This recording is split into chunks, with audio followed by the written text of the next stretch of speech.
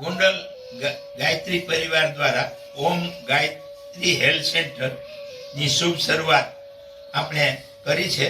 એમાં અલગ અલગ અત્યાર સુધીના 12 એપિસોડ એટલે કે 12 વિડીયો મૂક્યા છે. શ્વાસને લગતા, યોગને લગતા અને સ્વસ્થ નિરોગીને આપણે તંદુરસ્ત એને લગતા.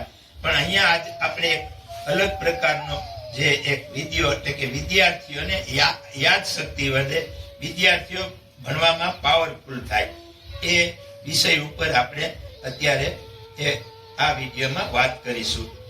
અત્યારના સમયમાં આપણે જોઈએ છે કે બહુ સમય એકદમ કપરો સમય છે. અત્યારે સુખી સંપન્ન અથવા મીડિયમ વર્ગ અથવા ગરીબ માણસો એમના દીકરા દીકરીઓને અભ્યાસ કરવામાં ને એની જે અત્યારની જે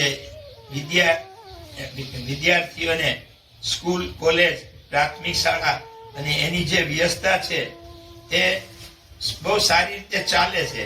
પણ એમાં આપણે આપણા દીકરા દીકરીઓને ભણાવવા માટે જે બધા મા બાપ વાલીઓ પ્રયાસ કરી રહ્યા છે તો એમાં ઘણી વખતે કે 3 પાર્ટ હોય. એક મીડિયમ બહુ સુખી સંપન્ન માણસો, મીડિયમ વર્ગ અને ગરીબ. તો આ 3 વર્ગ છે એમાં એના દીકરા દીકરીઓને ભણાવવા માટેનો પૂરતો પ્રયાસ કરતા હોય છે. તો એમાં વિશેષ બીજી વાત ઉપર આપણે નહીં જઈએ, પણ અહીંયા આપણું જે આપણી કહેવાની વાત છે કે આપણું જે લક્ષ્ય છે એ વિદ્યાર્થીઓ પૂરતું છે. તો વિદ્યાર્થીઓને ભણાવવા માટે વાલીઓ પૂરતો પ્રયત્ન કરે છે. એમાં સંસ્કાર, વાલીઓના કુટુંબના જે સંસ્કારો હોય અને એની આગલા ઘરની જે કાંઈ પદ્ધતિ હોય એ પ્રમાણે વિદ્યાર્થીઓ બહુ હોશિયાર, મીડિયમ અને સાવ જે કાંઈ આપણે ત્રીજો વર્ગ આવે છે એ ટાઈપના વિદ્યાર્થીઓ હોય. તો આવા વિદ્યાર્થીઓ માટે આપણે એક સરળ સહેલો ઉપાય, આપણી જે પરંપરા છે, આપણી જે શાસ્ત્ર છે, આપણું જે અમુક આયુર્વેદિક પદ્ધતિ છે, તો એ પ્રમાણે આપણે એક વાત કરવા જઈ રહ્યા છીએ.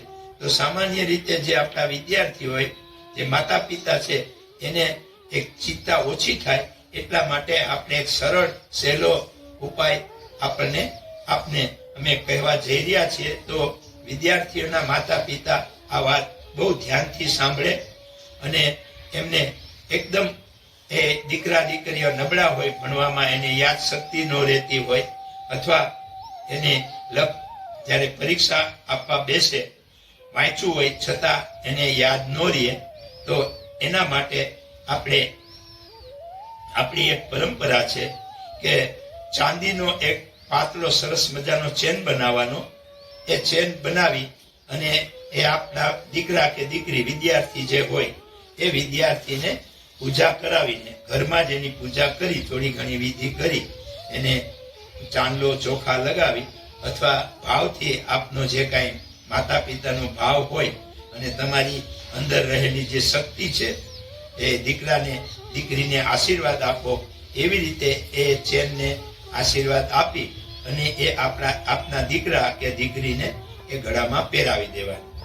એટલે એનાથી એક અલૌકિક ચેતના એના વિદ્યાર્થીના જે તકલીફ છે એ યાદ શક્તિ નથી રહેતી અથવા ભણવામાં એને રસ નથી, તો એ આ ચેન પહેરવાથી એના શરીરની અંદર નાના પ્રકારની અલૌકિક ચેતના ઉત્પન્ન થશે અને એને ધીમે ધીમે આ ફાયદો થશે. ત્યારે પછી એ વિદ્યાર્થીને એના માતા પિતા સંસ્કાર આપ્યા હોય અને એ વિદ્યાર્થી જો ઘરની અંદર વડીલોનું અપમાન કરતા હોય, વડીલોની આજ્ઞા માનતા ન હોય, તો એને શીખવાડવાનું કે વડીલોને પગે લાગવાનું, એની માન સન્માન કરવાનું, એની સેવા કરવાની. પછી વિદ્યાર્થીઓ જે છે એને સરસ્વતી માતાની ઉપાસના કરવાની અથવા આપના ઈષ્ટ હોય એ ઈષ્ટની પૂજા પાઠ કરવાની. એટલે કે આપના ઘરમાં જે સંસ્કાર હોય, આપના ઘરમાં જો આવું ન થતું હોય તો આપ વડીલો કરજો, અને આપ કરતા હો તો આપના બાળકને એ સંસ્કાર આપવાનો પ્રયત્ન કરશો તો અવશ્ય આપનું બાળક પ્રાણવાન, ચેતનાવાન, વિદ્યાવાન અને એની યાદ શક્તિ વધશે, એનામાં ટેલેન્ટ આવશે, એમાં એનો આઈક્યુ વધશે. આવી ઘણી નાની નાની બાબતો છે આપણા ઘરની, અને એ નાની નાની બાબતો આપણે માતા પિતાએ સમજી અને આપણા વિદ્યાર્થીને જો કરાવશું તો એ આપણો વિદ્યાર્થી પ્રાણવાન, ભણવામાં હોશિયાર અને એને ભણવામાં રુચિ લાગશે. તો હવે એક વિશેષ, જો આ વિદ્યાર્થી કોલેજમાં અથવા 12 ધોરણ કે 11 ધોરણ કે પછી કોલેજમાં જતા હોય એવા વિદ્યાર્થીઓ જો એ આપના ઘરમાં પૂજા પાઠ કરતા હોય તો એની સાથે એક મંત્ર અહીંયા આપવાનો અમે પ્રયત્ન કરીએ છીએ. એ મંત્ર વિદ્યાર્થીએ દરરોજ અનુકૂળતા પ્રમાણે 11 વખત કે 24 વખત બોલી અને પછી સ્કૂલે કે કોલેજે જવાનું હોય તો આ મંત્ર અમે અહીંયા બોલવાનો પ્રયત્ન કરી છીએ. તો વિદ્યા ને અભ્યાસને લગતો વિદ્યાર્થીને અભ્યાસમાં અને રુચિ આવે, એને ગમે અથવા એની અંદર શક્તિ આવે એટલા માટે આપણા શાસ્ત્રમાં એક એના માટેનો એક મંત્ર છે. ઓમ રીમ અહરમ નમો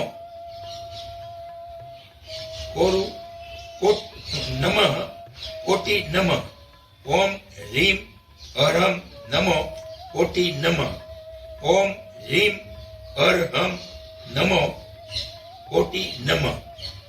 આ રીતે વિદ્યાર્થીએ 7 વખત અથવા 9 વખત અથવા સમય પ્રમાણે 21 વખત દરરોજ સવારે એના જે આપણા ઘરમાં મંદિર હોય ત્યાં બોલી અને પછી સ્કૂલે જવાય. તો આ એકદમ સરળ મંત્ર છે. જૈનની પરંપરામાં અથવા આપણા શાસ્ત્રોમાં આવા અલૌકિક મંત્રો હોય છે. તો એ મંત્ર આપણે આ રીતે બોલીશું. ફરીથી બોલું છું. ઓમ રીમ અરહમ નમો નમઃ કોટી નમઃ. ઓમ રીમ અરહમ નમો કોટી નમઃ.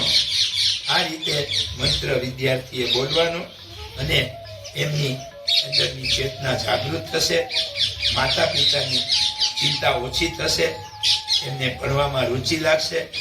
પછી એક એ વિદ્યાર્થી માટે એક બીજો જે પ્રયોગ છે, જે વિદ્યાર્થી નાનો બાળક હોય, બહુ તોફાન કરતો હોય, વિદ્યાર્થી સ્કૂલ જતો હોય અથવા મોટો બાળક હોય, તો એ જ્યારે બાળક અથવા વિદ્યાર્થી સ્નાન કરવા જાય ત્યારે એની પાણીમાં કાચું ગાયનું દૂધ એટલે કે ગરમ કર્યા વગરનું નાની એક કટોરી એ વિદ્યાર્થીના પાણી નાવામાં એ નાખી અઠવાડિયામાં 2-3 વખત સોમવારે, ગુરુવારે અથવા રવિવારે જેમ આપને અનુકૂળ હોય એ રીતે એ 1 વાટકી ગાયનું દૂધ નાખીને નવડાવવાનું અને એક અઠવાડિયામાં 1 વખત એ પાણીમાં હળદર અને મીઠું નાખી અને વિદ્યાર્થીને નાવાનું. અથવા આપણે પણ વડીલો પણ આ રીતે નાહી શકે તો આપણા શરીરની અંદર અલૌકિક ચેતના આવશે. આજની જે આપણી વાત છે એ વ્યવહારિક વાત છે. અત્યારની સમસ્યાઓને ઉકેલવાની સીધી સરળ વાત છે. તો આ રીતે આપ કરો અને આપણા ઘરમાં આપણા વિદ્યાર્થી પ્રાણવાન બનશે, ભણવામાં હોશિયાર થશે, તેજસ્વી બનશે અને સૂર્ય જેવા પ્રખર બનશે. એ ભાવ સાથે આજની આ વિડીયો અમે અમારી શ્રદ્ધા ભાવથી મૂકવાનો પ્રયત્ન કર્યો છે. તો આમાં ઘણા પોતપોતાની રીતે અલગ અલગ વિચારતા હોય તો એ વિચારે તો એમાં કોઈ વાંધો નથી. પણ આ એક સાત્વિક વાત છે, સરળ વાત છે, સહેલી વાત છે અને આપણે ઘરમાં સામાન્યમાં સામાન્ય ગરીબ માણસો પણ આ જીવનમાં આચરણ કરી શકે એવી વાત છે. તો આ રીતે આપના દીકરા દીકરીઓ માટે આવો પ્રયાસ કરજો. આપણો આ ચેનલનો આપણો ઉદ્દેશ્ય છે કે આપણા સમાજમાં, આપણા ઘરોમાં એક સંસ્કાર આવે. સંસ્કારથી એ વિદ્યાર્થીઓમાં, દીકરા દીકરીઓમાં વિદ્યા આવે, સરસ્વતી માતાની કૃપા આવે અને એનામાં વિનય, વિવેક, નમ્રતા, શાલીનતા આવે. એવા ભાવ સાથેનો આપણો આ આજનો વાત કે વિડીયો છે. તો આ વિડીયોને લાઈક કરજો, શેર કરજો અને સબસ્ક્રાઇબ કરી આપના ગ્રુપમાં જે વાલીઓ વિદ્યાર્થીઓની તકલીફ છે એના માટે આ રામબાણ ઉપાય છે, કરજો, અમલવારી કરજો. ફરીથી આપને આપણા ગુજરાતી ભાઈ બહેનોને નમસ્કાર, વંદન. ફોરેનમાં વિદેશોમાં રહેતા આપણા ગુજરાતી ભાઈ બહેનોને આપણી આ ચેનલ છે એ ચેનલ તમે ત્યાં વિદેશમાં બેઠા બેઠા આપણો જે ઉદ્દેશ છે, આપણો પ્રચાર છે, આપણો જે લક્ષ્ય ધ્યેય છે એ સિદ્ધ કરવા માટે અમને સાથ સહકાર આપજો. આપના ભાઈ ચંદુભાઈ જે પટેલના નમસ્કાર. જય ગૌરવી ગુજરાત, જય ભારત માતા, વંદે માતરમ.